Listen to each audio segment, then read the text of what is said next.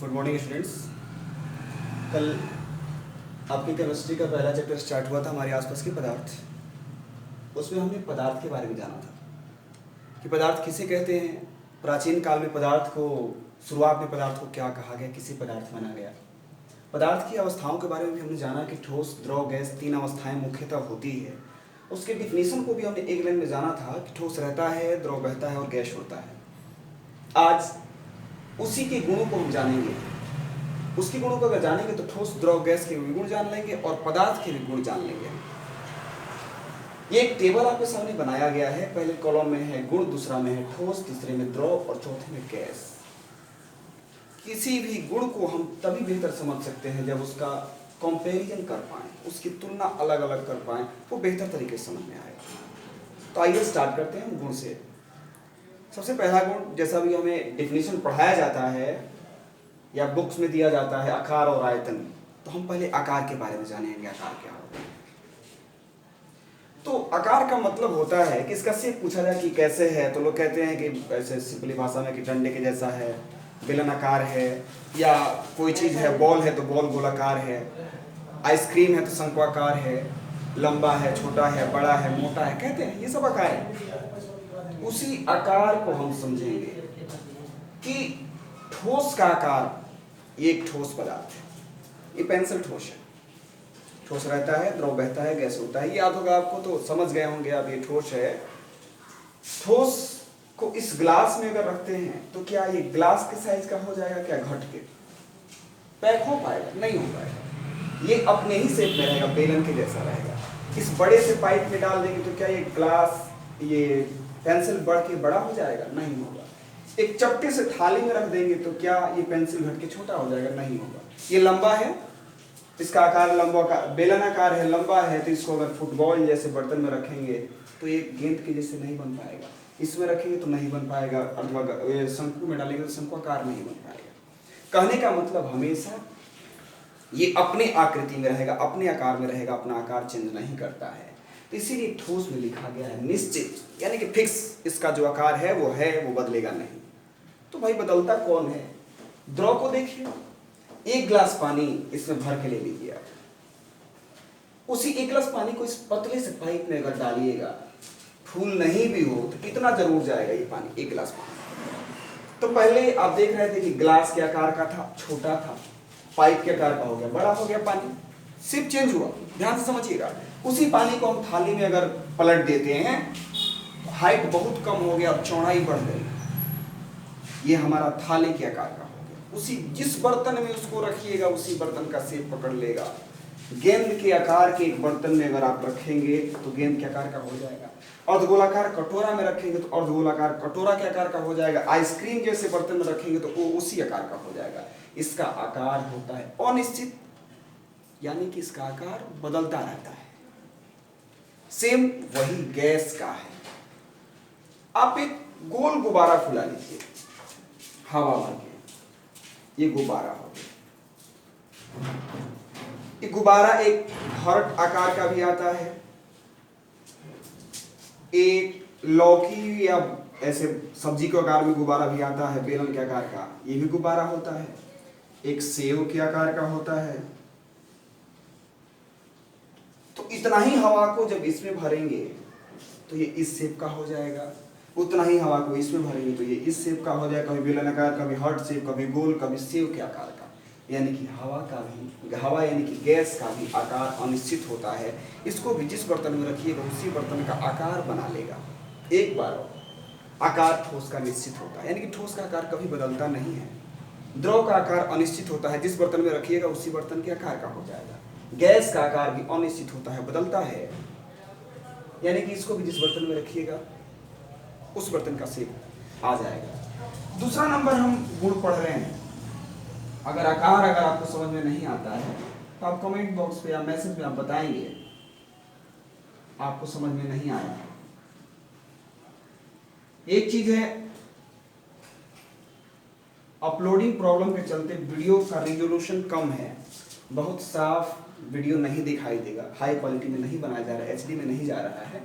तो इतना तो जरूर है कि आप लेटर खूब अच्छे से पढ़ सकते हैं और समझ सकते हैं। आवाज को सुनिए और उस लेटर को मैच कीजिए। आयतन, नेक्स्ट हमारा पॉइंट है आयतन। आयतन भी एक पदार्थ का गुण होता है। आयतन का मतलब होता है कि एडजेक्ट ऑक्यूपाई स्पेस, यानी कि असल में उसका अमाउंट कितना है। आयतन जब आप क्षेत्रमिति पढ़ेंगे आप मैथमेटिक्स में, तो वहाँ पे आयतन आपको खूब अच्छे से समझाया जाएगा। किसी का फॉर्मूला होता है लंबाई गुणे चौड़ाई गुणे ऊंचाई, किसी का होता है पाई आर स्क्वायर एच, अलग अलग फॉर्मूला है। आयतन का मतलब होता है कि लंबाई चौड़ाई ऊंचाई सब मिला के असल में वो जगह छेद कितना रहा है।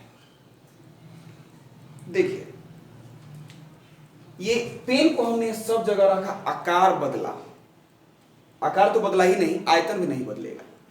आयतन इसका घटेगा बढ़ेगा नहीं। ठोस का आयतन ना बढ़ता है ना घटता है। ठोस का भी आयतन होता है निश्चित, या निश्चित पूरा पूरा हम लिख ही दे रहे हैं। ठोस का आयतन होता है निश्चित, यानी कि लंबाई गुणे चौड़ाई गुणे ऊंचाई कीजिएगा तो सेम उतना ही निकलेगा जितना पहले था। इसका ना आकार बदलता है और ना ही आयतन बदलता है।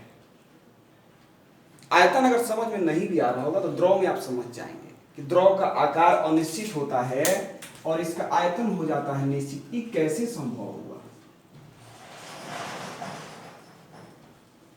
देखिए कैसे संभव होता है।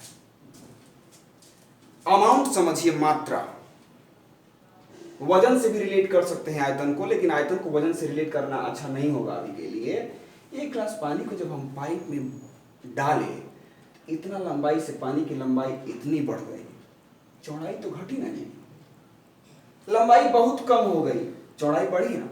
लंबाई बढ़ रहा है तो चौड़ाई घट रहा है, चौड़ाई बढ़ रहा है तो लंबाई घट रहा है। कहीं ना कहीं से स्पेस उतना ही ऑक्यूपाई करेगा जितना उस समय ऑक्यूपाई करेगा। कितना जगह छेक रहा है तो उतना ही जगह छेकेगा, पाइप में भी उतना ही, इसमें भी उतना ही, इसमें भी। आकार बदल सकता है, आयतन नहीं बदल सकता है। अमाउंट भी आप देख लीजिए, जितना वजन का पानी इसमें होगा तो पानी इसमें जाके बदल थोड़े जाएगा। तो इसका द्रव का आयतन निश्चित होता है, जगह उतना ही छेकता है, ये घटता बढ़ता नहीं। गैस का निश्चित होता है आयतन। इसमें आपको समझ में आ जाएगा पूरा पूरा कि आयतन क्या होता है, अनिश्चित कैसे होता है। इस सब डायग्राम को हम हटा रहे हैं। एक चीज ध्यान में दीजिएगा, ध्यान रखिएगा कि एक पॉलिथीन में फूंक के हवा अगर पूरा भर देते हैं तो कितना वजन का होगा। क्योंकि लाइव क्लास नहीं चल रहा है, हम आपकी तरफ से मान ले रहे हैं कि एक पॉलिथीन में अगर हवा भरा जाएगा तो लगभग 5 ग्राम। 5 ग्राम भी तो बहुत हो गया, लेकिन 5 ग्राम मान लेते हैं। 1 किलो में 1000 ग्राम होता है। 1 किलो में 1000 ग्राम होता है। तो 1 किलो हवा को अगर भर देना हो पॉलिथीन में, आपका पॉलिथीन कितना तैयार हो जाएगा। 5 ग्राम में 1 पॉलिथीन,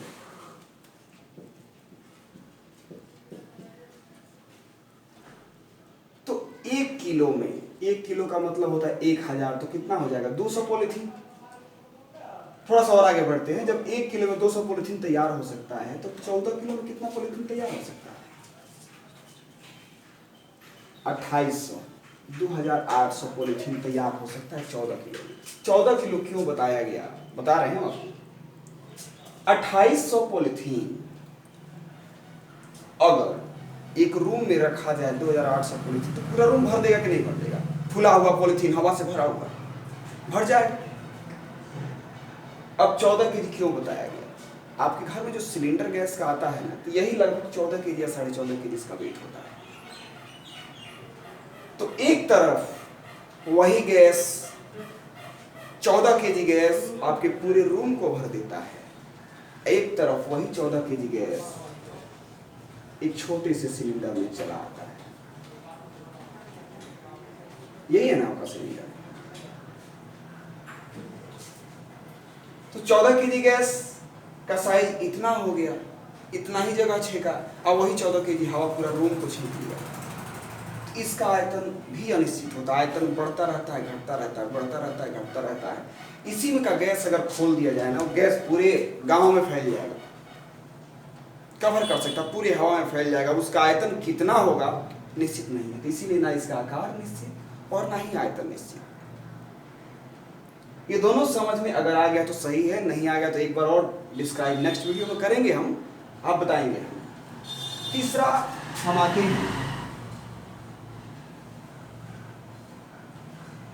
या पहले अंतराणविक बल और अंतराणविक स्थान पढ़ेंगे। अंतराणविक स्थान और एक हो जाएगा अंतराणविक बल। इस दोनों चीजों को डीपली समझिए, ये आपको ठोस द्रव गैस को अच्छे से डिस्क्राइब करेगा। 3 बर्तन हम यहां बना रहे हैं।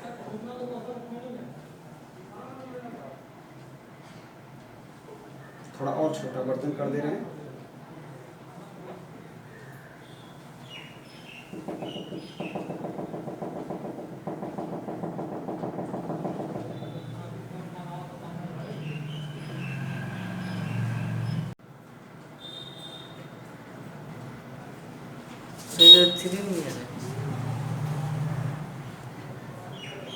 ये तीनों बर्तन को देखिएगा। पदार्थ छोटे छोटे कणों से मिलकर बने होते हैं, यानी कि उसको पढ़ना है आपको आगे। परमाणु अणु के बारे में बहुत छोटे छोटे कणों से मिलकर पदार्थ बनते हैं। इसमें भी कण है, इसमें भी कण है, इसमें भी कण है। तीनों कणों को देखिएगा, आपको समझ में आ जाएगा। ये ठोस है, ये द्रव है और ये गैस है। यहां से आपको क्या क्लियर कराया जा रहा है कि इसके कण बहुत पास पास हैं, इसके कण थोड़ा दूर है और इसके कण बहुत दूर है। अंतराणविक स्थान देखिए क्या होता है। अंतर का मतलब अंदर, आणविक का मतलब अणु के बीच का स्थान। अंदर के अणु के बीच का स्थान, अणु का मतलब कण होता है। तो इसके अंदर के कणों के बीच का स्थान, इसके अंदर कणों के बीच का स्थान, गैप, खाली जगह, किसमें सबसे अधिक होगा, किसमें सबसे कम होगा।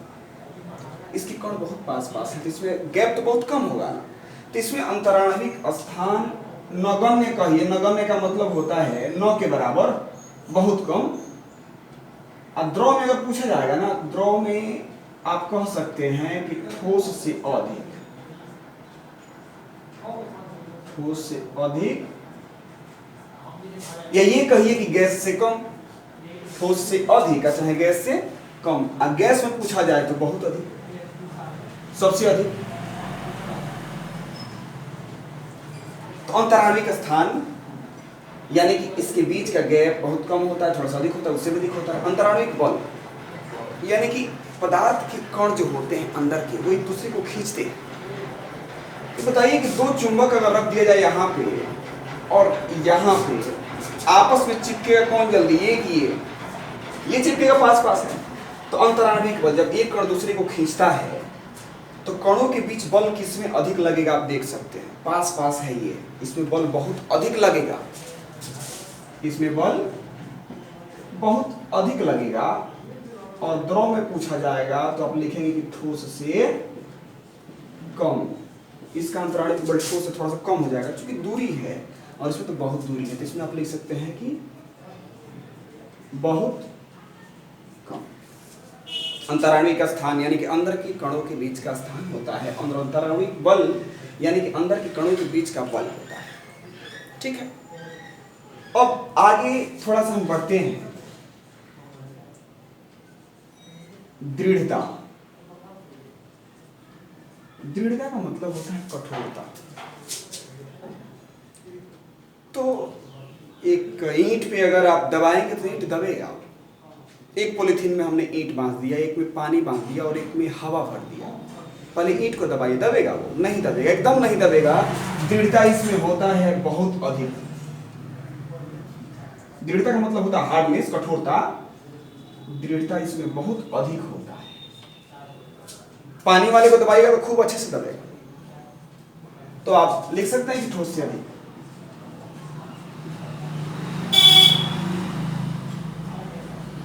ठोस से कम होगा, हार्डनेस कम होगा, यानी कठोरता नहीं है, हार्ड है ही नहीं। और इसमें तो बहुत कम। दृढ़ता नगण्य कह सकते हैं आप, 9 के बराबर। हवा को दबाना तो बहुत आसान है। दृढ़ता यानी कि हार्डनेस, दबाने पे नहीं दबे तो दृढ़ता कहते हैं। और उसी का उल्टा होता है संपीड्यता। संपीड्यता का मतलब कि दबाने पे दबे उसी को संपीड्यता कहते हैं। तो इसका उल्टा बस लिख देना है। इसमें बहुत अधिक था दृढ़ता, तो संपीड्यता बहुत कम होगा, नगण्य होगा, 9 के बराबर होगा। उसको दबा आप नहीं सकते हैं। और संपीड्यता इसे पूछिएगा तो ठोस से अधिक, और इसमें पूछिएगा तो बहुत अधिक। आज क्लास को यहीं पर स्टॉप किया जा रहा है। आप इन चीज़ों को अगर समझ में आए तो आप एक नोट बना सकते हैं कि ठोस के गुण, या पहले इस चार्ट को नोट कीजिए। कुछ गुण अगर अगले वीडियो में हमको और पढ़ना है, उसको जब क्लियर कर लेंगे तब ठोस द्रव गैस के गुण अलग अलग लिखिएगा। और बाकी वही बातें कि अगर कुछ कमी दिखाई दे रही है तो आप मैसेज कीजिए और वीडियो को ज़रूर देखिए। हाँ, खुशी की बात है कि हमारे यहाँ भी हमारे देश के लोग अब डिजिटली हो रहे हैं। कोरोना ने, लॉकडाउन ने हमें ये सिखा दिया है कि हाँ भाई डिजिटली होना चाहिए, लेकिन एक तरह थोड़ी सी हानि भी है कि आप लगातार मोबाइल पे जुड़े रह रहे हैं। ब्राइटनेस को कम कीजिए, अगर लेटर समझ में नहीं आ रहा तो ब्राइटनेस को बढ़ाइए, ब्राइटनेस को कम करके देखिए ताकि आँख पे इफेक्ट ना पड़े। और पढ़िए, कॉपी नोट भी कीजिए, और नोट्स की चिंता नहीं कीजिए। नोट्स आपको हम व्हाट्सअप कर रहे हैं, एक दिन के बाद सभी चीज़ों को नोट्स भी, एक बेहतर नोट्स आपको मिलेगा, उसको नोट कीजिएगा। घर में रहिए, सुरक्षित रहिए, कोरोना से बचे रहिए और ऑनलाइन क्लास को एंजॉय कीजिए। Thank you.